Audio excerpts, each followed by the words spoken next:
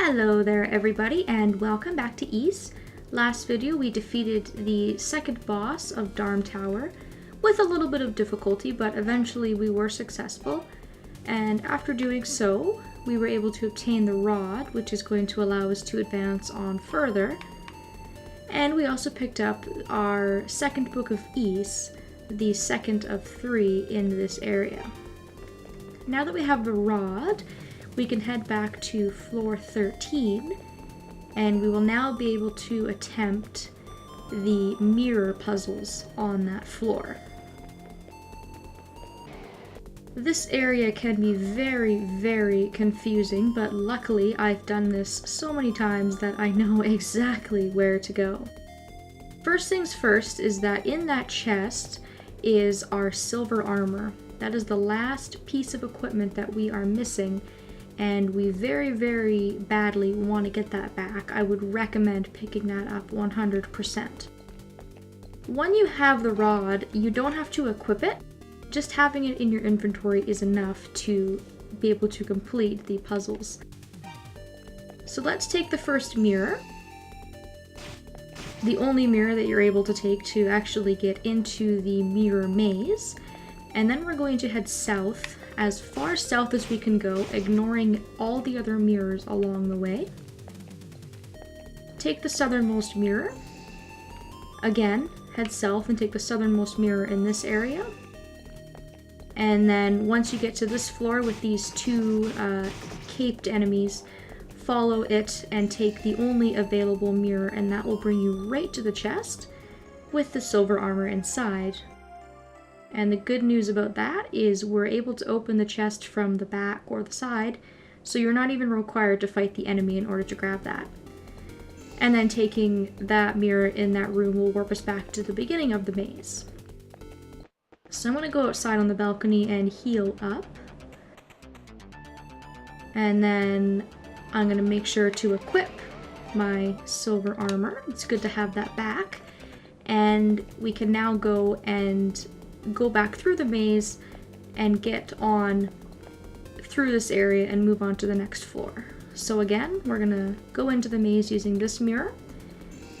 Instead of heading all the way south, what we're gonna do this time is take the middle mirror, which is also the first one that you come to, right here. When you get to these two mirrors, you want to take the right-hand mirror and then walk right into the mirror you came out of on this floor, and that will put you right beside the staircase, and we're able to go right up to floor 15. I want to make a quick note about the enemies in this area and many of the enemies that you run into in Darm Tower. If you look at your bestiary, it will tell you the specific floor that these enemies are found on. And in a lot of cases, they're only found on that very specific floor. So if you want to go ahead and fight the Vilvins, for example, entry number 27, it'll say it's only found in the mirror maze. So you are going to have to go through the mirror maze quite a few different times, fighting this enemy in order to get that entry in your bestiary, if you are going for a 100% bestiary entry. So I haven't really pointed that out yet, but I figured that was an important point to make because you do so much backtracking in this area as it is. It is really a bummer to find out you're missing one monster and it's all the way back at floor 3 or 4, and you really don't want to have to go back and repeat all of that hard work you've already done. Now, I'm not going for a full bestiary on this playthrough, so I'm not too worried about it, thankfully. We can get the hell out of the mirror maze, and we can continue on. We are now on floor 15. And this room is pretty big. First thing we're going to want to do is we're going to want to head south, and we're going to be looking for a chest. And this chest here has the battle shield inside. This shield is one step above our silver shield. It's actually the best one that we can get in the game. So you want to go ahead and equip that. There's also going to be some enemies that spawn as soon as we open that chest. Again, it's optional whether or not you want to grab that, but I would totally recommend doing so. And once you've picked that up or not, go ahead and find a staircase leading up to the 16th floor. And here we have two options. We can go up the northern staircase here, or we can head south.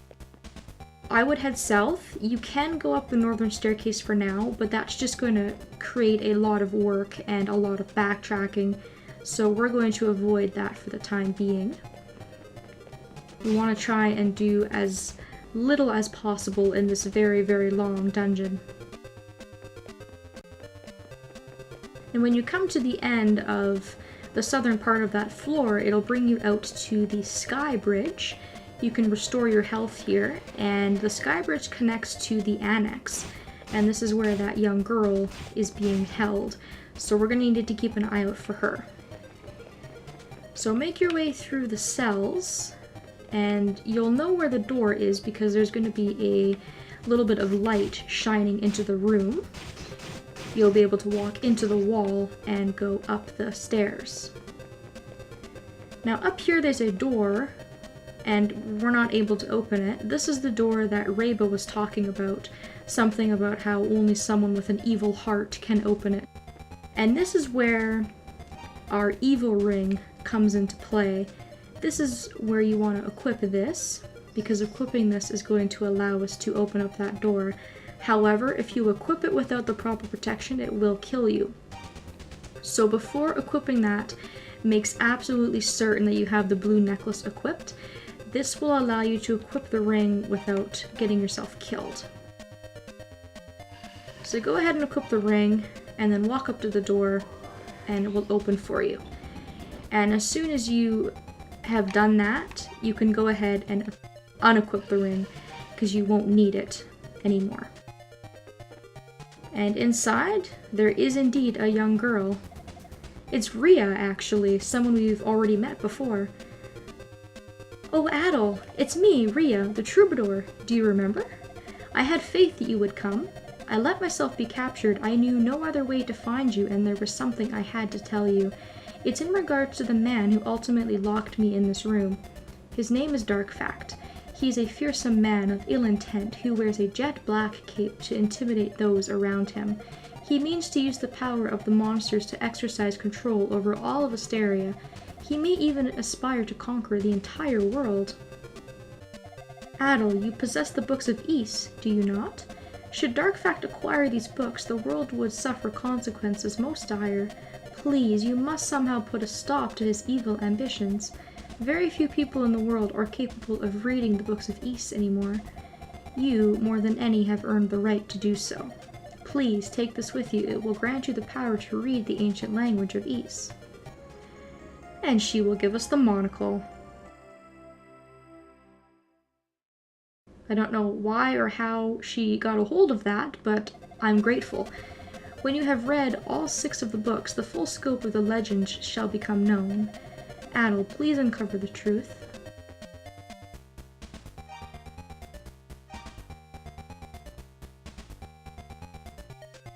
So we can equip that monocle, and we can read the 2 books of Ys that we have gotten so far in Darm Tower.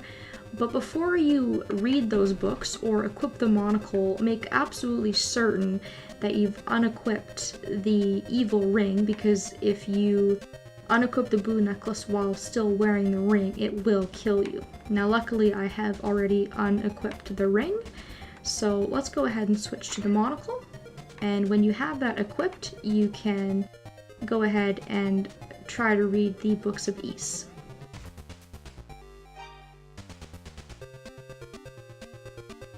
So the first volume is the Book of Mesa. We have finally found ourselves cornered in the Temple of Solomon. The 6 great demons dog our every step and will be upon us soon. We have decided to leave this land for now in hope that we may one day return. Take heed, O divided peoples, for grievous times loom upon all paths of the future. But do not lose hope, for time has decreed that a guide shall come. O peoples, still your laments. And then finally, let's go ahead and read our second book as well. And this is the Book of Gemma. He came, bringing his demon hordes with him, and amidst our darkest terrors the goddesses appeared. They have not been seen hence. Have we been forsaken? We, of the line of Gemma, know an ancient story. It speaks of an amulet made of a translucent blue crystal. This amulet, the story says, has the power to destroy the demon's dreaded curses. Take note, however, of the weight that time has wrought upon this tale. Proceed with wisdom, for there is danger. The Book of Gemma. I wonder where we've heard that name before. Luta Gemma, perhaps? Once you've read the Books of East, you can go ahead and unequip the monocle. And before we leave Rhea here in the tower, I just want to speak to her once more. Darm Tower is a dreadful place, yet it feels oddly familiar to me. You must go, never fear, Adol Kristen. There is something I must do, and once I have accomplished my task, I will follow you. Do be careful when facing Darkfact. His black cape has been augmented with a lining made from Claria, the magical metal of Ys. If you do not have equipment made of the same metal, you will likely be unable to defeat him. So that is a very, very important tip that we're going to need to keep in mind for later. Again, not quite sure what relevance Rhea has to the story, but again, when she had read us her poem, after we returned the silver harmonica to her, she seemed to know a lot more than what she was telling. So hopefully that will be explained to us later on. For now, we're going to continue onwards. From here, we are able to go forward, but if you did so, you would ultimately need to come back because we need another item once again to proceed further on into Darm Tower. So this is the point when you need to return to Luta. Like I said, one of the Books of Ys was actually the volume with his last name, so he might be able to tell us something about it. Maybe it's a book that's been passed down by his family. So we're going to need to return to him. I do believe he's on the 11th floor.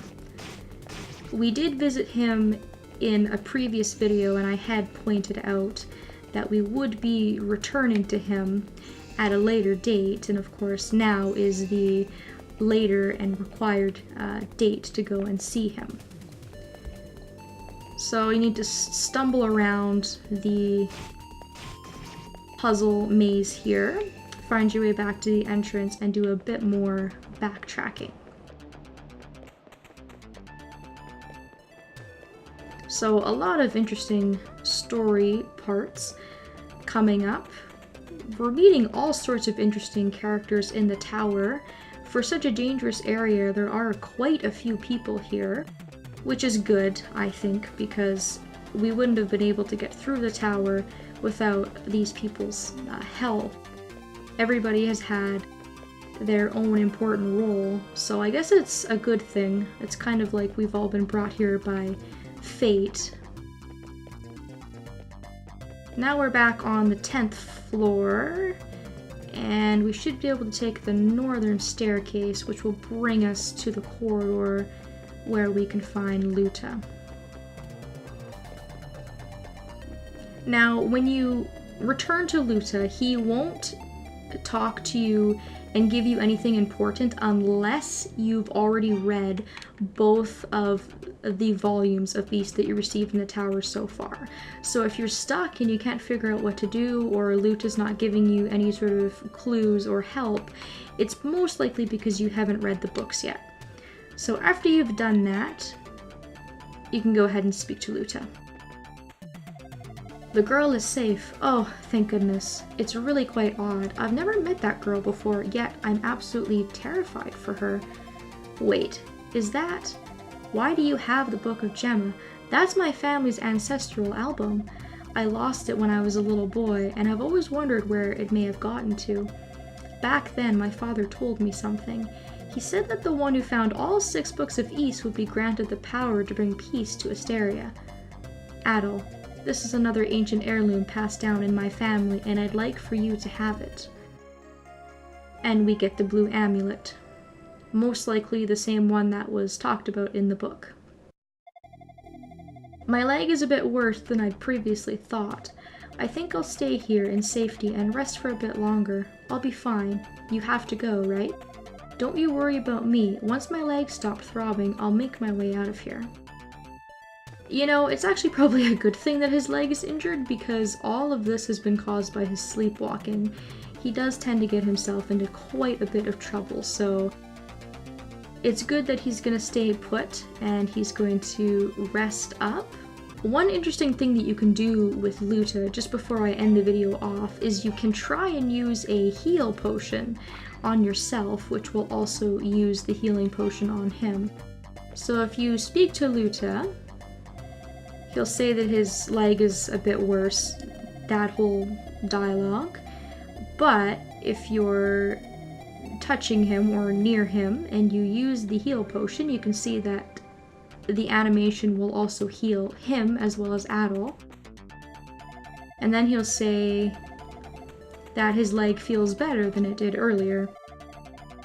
So not a lot of dialogue change, and it doesn't really change anything about the story, but sort of an interesting little additional piece of dialogue for those who are interested.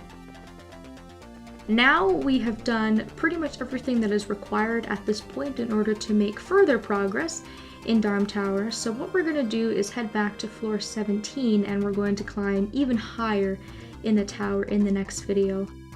I'm going to leave it off here. Thank you all so very much for watching, and I hope that you will join me next time.